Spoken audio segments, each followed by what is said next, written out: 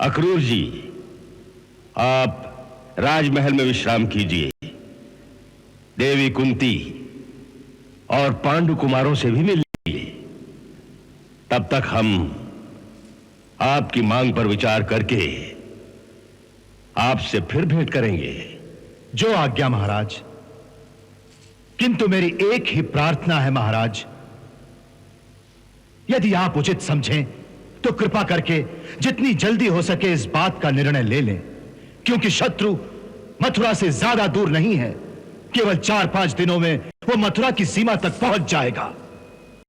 हमें इस परिस्थिति का पूरी तरह आभास है। आपको अनावश्यक प्रतीक्षा नहीं करनी पड़ेगी। बहुत बहुत धन्यवाद महाराज।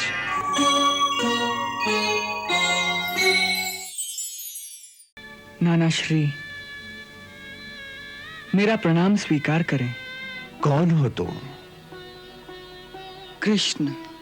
कृष्ण? कौन कृष्ण?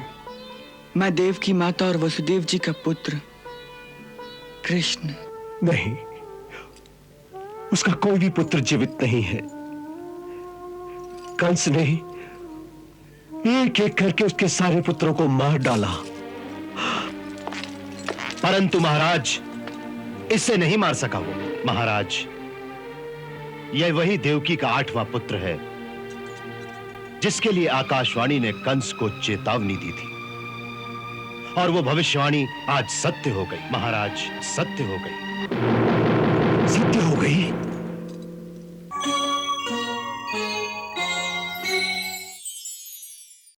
क्या कंस मारा गया?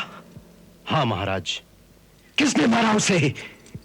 राजकुमार कृष्ण ने। नहीं, ये ठीक नहीं हुआ। ये तुमने क्या किया कृष्ण? उसे मारकर तुमने मुझे मेरे अधिकार से वंचित कर दिया। उसे मृत्युदंड देने का अधिकार केवल मेरा था, मेरा। ऐसे महापापी को जन्म देने का जो पाप मैंने किया था, उसका प्रायश्चित यही था कि मैं अपने हाथों से उसकी हत्या कर देता। इसी संकल्प को लेकर तो मैं इतने वर्ष इस घोर अंधकार में जीता रहा हूं।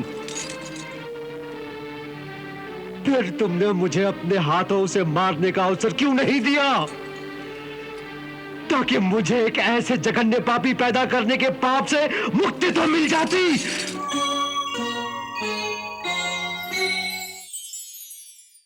तेरी रगों में हमारे वंश का रक्त बह रहा है, इसीलिए तूने मेरा कर्तव्य पूरा किया। हमारे वंश ने कभी किसी पापी को क्षमा नहीं किया। तू भी ये बात सदा याद रखना।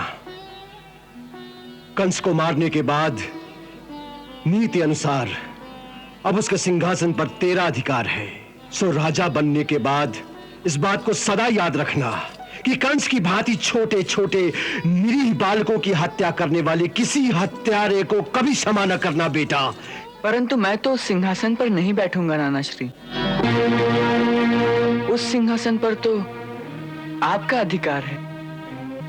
मथुरा के राजा महाराज उग्रसेन थे, हैं, और महाराज उग्रसेन ही मथुरा के राजा रहेंगे।